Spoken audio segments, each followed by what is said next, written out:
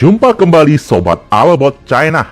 Di kesempatan kali ini kita akan membahas topik yang menarik. Kisah pencipta gyroskop atau giroskop modern Cina. Giroskop laser ring yang mengubah nasib sekaligus kemampuan militer Cina secara totalis. Namun sebelumnya, bagaimana kabarnya sobat? Semoga dalam keadaan terbaik, tidak lupa bersyukur dan tetap bersemangat. Ilmu ini sangat susah, sehingga tidak banyak negara yang menguasainya. Cina saat itu mengalami stagnan, kebingungan hebat, 40 tahun mempelajari siang malam, dan hingga hari ini cuma ada 4 negara yang mampu memproduksi secara mandiri dan memiliki hak cipta tersendiri. Salah satu negara adalah Cina.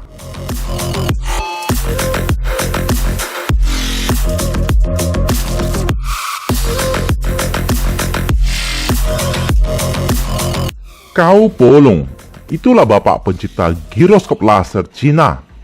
Berkat jasa menjadikan rudal Cina kini memiliki mata.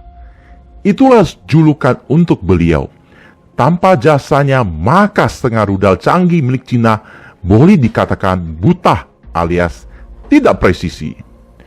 Sekilas giroskop adalah alat yang digunakan untuk mengukur dan mempertahankan orientasi hingga posisi.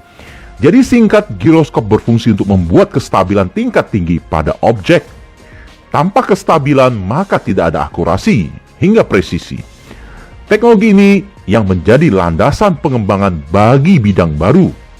Kapal saat berbelok tidak takut terbalik atau mampu dicapai dengan stabil. Kapal juga menjadi lebih tenang tanpa terombang-ambing oleh ombak. Pesawat menjadi lebih tenang, minim vibrasi. Bahkan tidak takut kehilangan orientasi ketika melakukan manuver. Semua berkat ilmu giroskop modern. Meningkatkan presisi rudal, mampu membidik dan mengenai sasaran dari selisih kilometer menjadi ratusan meter dan hingga meter. Sebelum muncul giroskop laser, maka giroskop konvensional atau mekanikal yang menjadi ukuran. Namun giroskop konvensional menimbulkan banyak masalah, di mana harus melakukan putaran cepat sehingga menimbulkan gesekan dan getaran yang mengurangi kinerja atau presisi itu sendiri. Dan generasi baru dari giroskop konvensional adalah giroskop teknologi ring laser dual frekuensi. Namun berkat jasa Cao Polong memangkas 20 tahun jarak ketertinggalan Cina dengan Amerika. Cina langsung melompat dan menguasai giroskop ring laser quad band, sekaligus menjadikan Cina negara keempat yang memasteri ilmu ini setelah Amerika, Rusia, dan Prancis. 40 tahun mengasah pedang untuk memutuskan blokade Barat dalam bidang ilmu ini. Selama 40 tahun, Barat melakukan blokade ilmu giroskop terutama bagi Cina. Sekaligus Barat menjadi satu-satunya yang menguasai ilmu strategis ini hingga hari ini. Dunia hanya bisa membeli dan menggunakan produk dari Amerika dan tatkala menjadi senjata untuk melakukan intervensi pada suatu negara yang suka kita kenal embargo senjata hingga teknologi.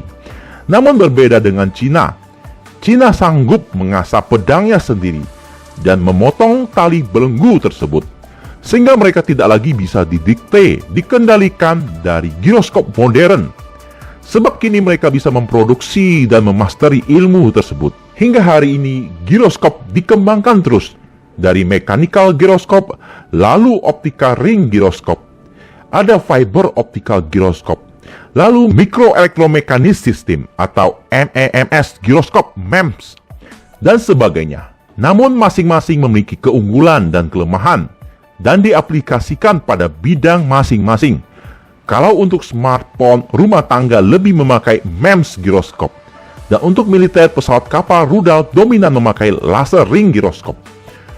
MEMS dan fiber giroskop juga dipakai dalam membuat rudal modern. Amerika menjadi negara pertama yang mendominasi ilmu tersebut. 1163 ilmuwan Amerika berhasil menciptakan prototipe giroskop laser pertama di dunia dan sekaligus menambah superioritas Amerika. Tahun 1970 Amerika semakin kuat dalam bidang ini. Mereka mulai memodernisasi semua giroskop konvensional mekanikal dengan laser. Sebab inilah era di mana tingkat presisi dan akurasi senjata Amerika meningkat tajam. Dan tahun 1991, Amerika menunjukkan peran penting giroskop laser. Saat itu di mana rudal Tomahawk dengan cepat menghancurkan target pertahanan udara Irak saat Perang Teluk. Ini sekaligus menjadi pukulan bagi Cina dari segi sekuritas. Apabila tidak mampu memasteri produk strategis ini, maka tidak ada kesempatan untuk berkembang lebih maju, lebih jauh, secara mandiri. Semua teknologi dari Amerika, dan Amerika memahami itu, sehingga superioritas Amerika makin kuat. Sebab matanya rudal senjata ada di tangan mereka. Sama hal seperti GPS. Setelah Cina merdeka mampu membuat GPS versi sendiri alias BDS, dengan itulah ilmu produk strategis pertahanan sekuritas dalam genggaman sendiri. Andai hal strategis ini tidak mampu dimasteri, melainkan hanya berharap dari negara lain, maka dipastikan setiap keputusan negara tidak bebas dari intervensi asing.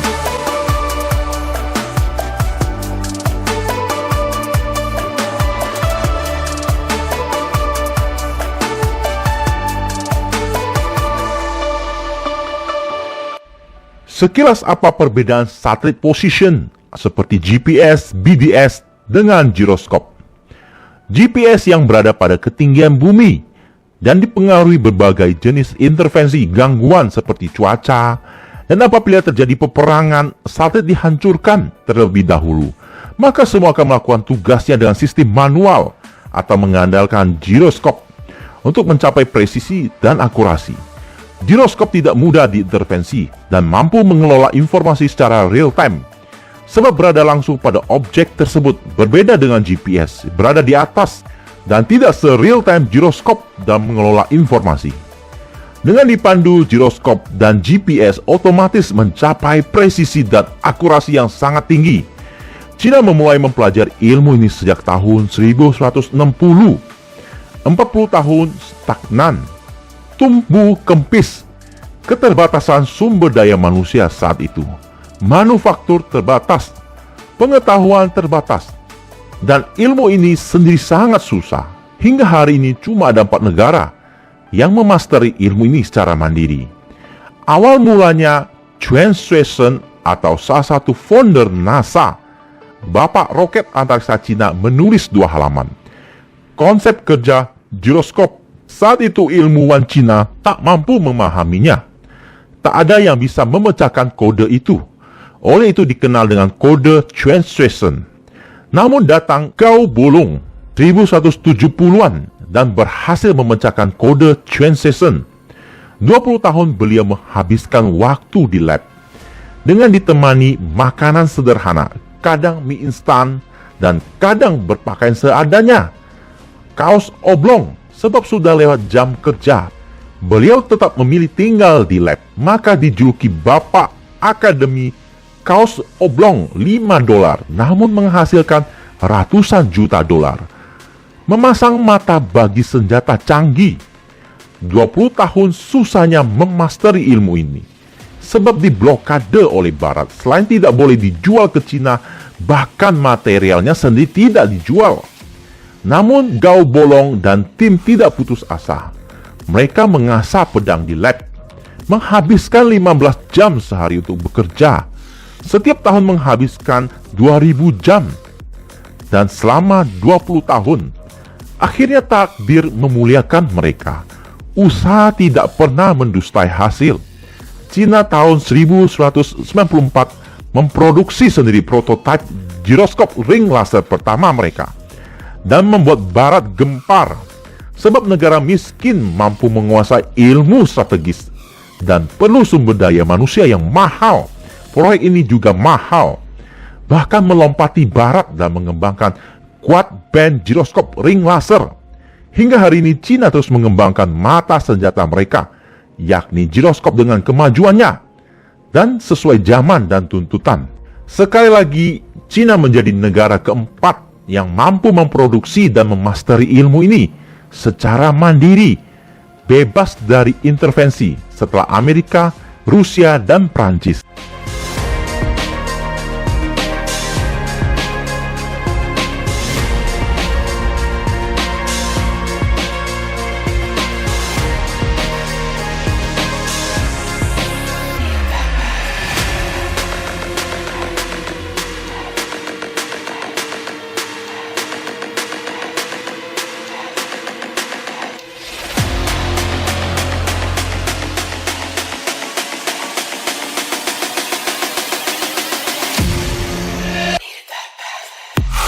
Hingga hari ini Amerika sangat takut sama China, sebab mereka paham ilmu strategis yang harus digenggam oleh tangan sendiri.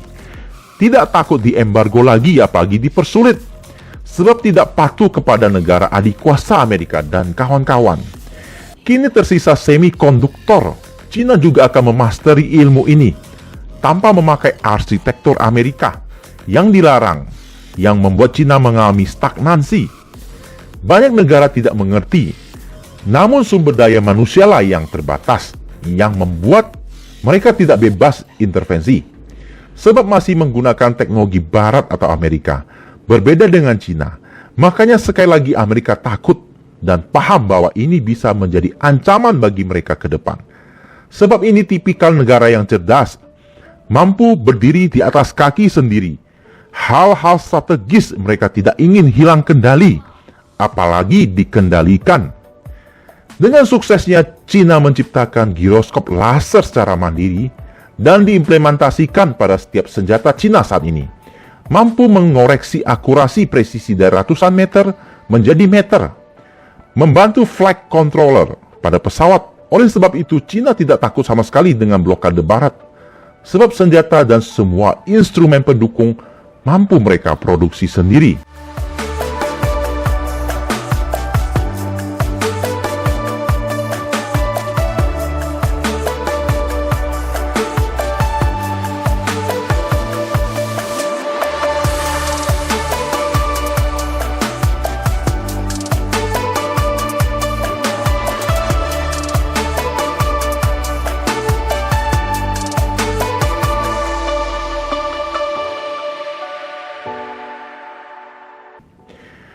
Namun karena kerja keras beliau untuk dedikasi ilmu ini kepada negara, beliau tatkala mengalami sesak nafas dan kecapean, kesehatannya terganggu. Beliau juga mengalami sakit-sakitan saat di lab. Namun beliau tidak menyerah. Dengan membuka baju beliau dan berkaos oblong, mulailah ia merasa nyaman dan sesegera kembali mengasah pedangnya di lab untuk memotong blokade yang dililitkan Barat terhadap China. Pada masa tuanya, Gao Bolong tetap mempelajari kelanjutan ilmu ini. Bahkan ia rela mempelajari bahasa komputer di usia senja. Beliau sangat jenius. Waktu kecil suka melompati kelas sebab ia jenius. Namun juga harus berhenti sekolah sebab era itu perang Jepang. Dengan hanya lulusan lokal tanpa menjalankan pendidikan ke luar negeri, ia hanya lulusan Tsinghua Universitas. Masih banyak kisah ajaib ilmuwan Cina yang lain. Ada kisah pembuat hidrogen bom yang menciptakan hidrogen berbeda dengan hidrogen negara barat. Bebas maintenance, sebab rumusnya pun berbeda. Dan ia sendiri tidak pernah sekolah ke luar negeri. Namun semoga di kesempatan lain kita bisa membahasnya. Akhirnya sampai sudah di penghujung topik sobat. Terima kasih sudah meluangkan waktu meramaikan channel ini. Jumpa di kesempatan lain dan salam All About China.